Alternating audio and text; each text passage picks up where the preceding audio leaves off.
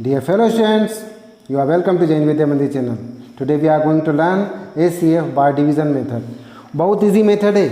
इसके लिए आपको जो मैंने आर्क मेथड से फैक्टर्स निकालना सिखाया था, यदि आप उन फैक्टर्स को निकालना सीख गए होंगे तो डेफिनेटली मानिए कि आप ACF को तुरंत सॉल्व कर सकते हैं.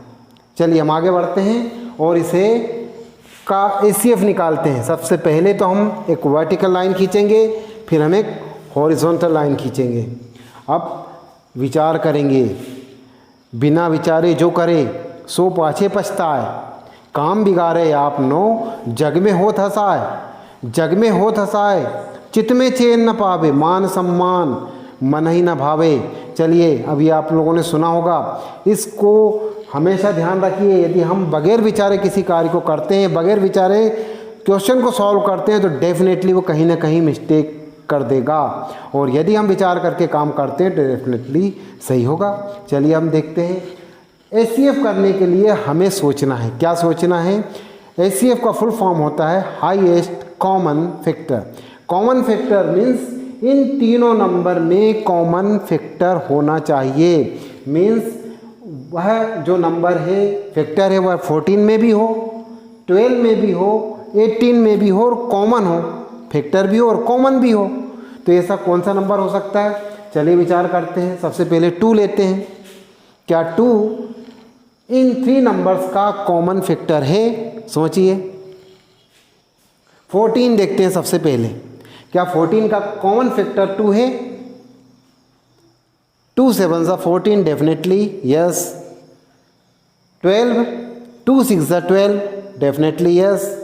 18 2 9 ज़ा 18 डेफिनेटली यस. एक तो ये तरीका हुआ. दूसरा है ये तीनों नंबर इवन नंबर हैं. जब इवन नंबर हैं तो 2 तो डेफिनेटली इन तीनों का कॉमन फैक्टर होगा. चलिए हम 2 से डिवाइड करते हैं. 2 7 ज़ा 14, 2 6 ज़ा 12 एंड 2 9 ज़ा 18. It's clear. अब आगे बढ़ते हैं. 2 क्या इन तीनों में से कोई एक तीनों में कॉमन फैक्टर है?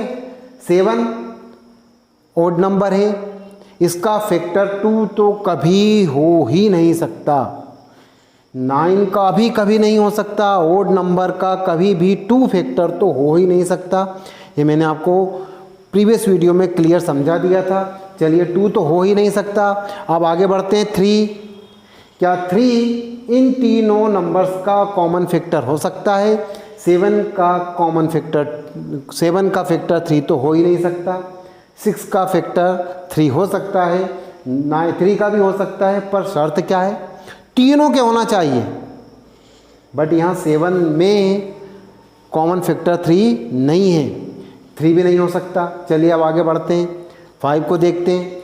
5 भी इनका कॉमन फैक्टर नहीं हो सकता, क्योंकि 5 उन्हीं का फैक्टर होता है जिसके लास्ट में 0 हो या 5 हो. इट मीन्स अब इन तीनों नंबर्स में कोई सा भी ऐसा फैक्टर नहीं है जो तीनों में कॉमन हो. यस, इस प्रकार हमें 14, 12 और 18 का ACF प्राप्त हो चुका है. 2 ACF of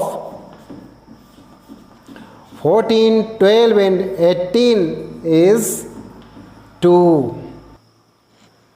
Now we have to find out the ACF of 50, 100, 150 and 200. It is very easy. क्या मैंने क्या बोला था?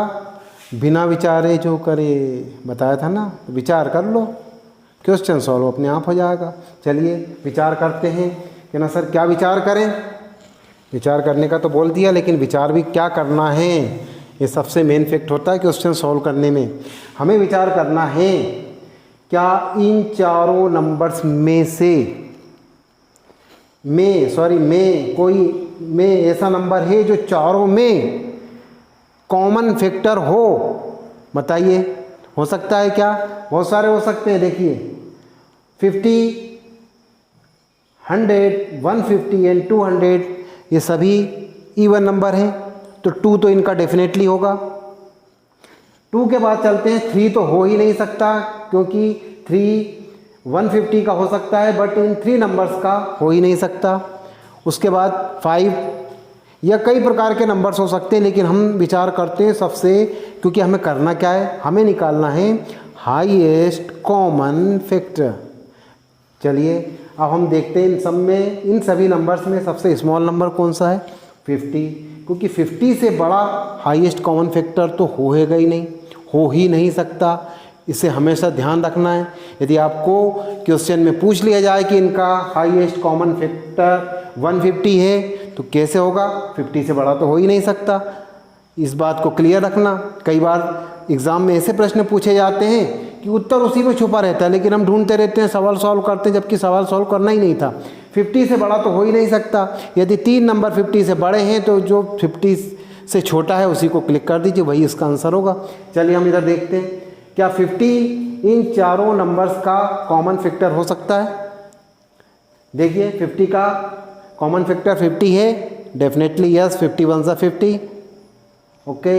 100 का कॉमन फैक्टर 50 है, 52 ज़ा 100। 150 का कॉमन फैक्टर, सॉरी 150 का फैक्टर यहाँ पर 50 है, 53 ज़ा 150, यस। 200 का है, यस, 54 ज़ा 200। इट मीन्स इन चारों नंबर्स का 50 कॉमन फैक्टर है, तो डायरेक्ट हम यहाँ पर 50 कॉमन फैक्टर भी ले सकते हैं। 50 1 ज़ा 50, 52 ज़ा 100, 53 ज़ा 150 एंड 54 ज़ा 200। इस प्रकार हमें, अच्छा आप देखिए, सॉरी अब देखिए इन चारों नंबर्स में से क्या कोई एक ऐसा नंबर है, सॉरी ऐसा नंबर है जो चारों में कॉमन फैक्टर हो। 1 तो डेफिनेटली होगा, 1 तो कभी भी पूछा जा सकता है, अभी मैं उसको आपको अगले वीडियो में बताऊंगा। सभी नंबर्स का 1 तो कॉमन फैक्टर होता ही है। चलिए 1 के बाद देखते हैं हम, क्या 2 इन चारों नंबर्स का कॉमन फैक्टर है, डेफिनेटली नॉट। 1 सबसे स्मॉल है, क्यों सोचें, बोला ना मैंने, विचार करना बहुत ज़रूरी है। 1 से बड़ा तो हो ही नहीं सकता, और लगे हुए सवाल सॉल्व करने में कोई मतलब नहीं, ओके। इस प्रकार 50, 100, 150 एंड 200 का ACF हमें प्राप्त हो चुका है 50। अच्छा एक बात और बता देता हूँ मैं आप लोगों को, आपको LCM इसका, यदि आप LCM करेंगे तो बहुत समय लगेगा, बहुत बड़ी संख्या आएगी। लेकिन यदि आप HCF पहले निकाल लेते हैं, क्योंकि वो कॉमन है सभी में, उसके बाद यदि आप LCM करते हैं तो आपका LCM तुरंत हो जाता है। यदि आप अब इन नंबर्स का LCM बढ़ा देंगे तो आपको LCM भी प्राप्त हो सकता है। बहुत शॉर्टकट मेथड है, इसका भी यूज़ कर सकते हैं। चलिए अब हम इसके बाद कुछ ऐसे नंबर देखते हैं जिसका कि common factor, highest common factor उसी में लिखा रहता है।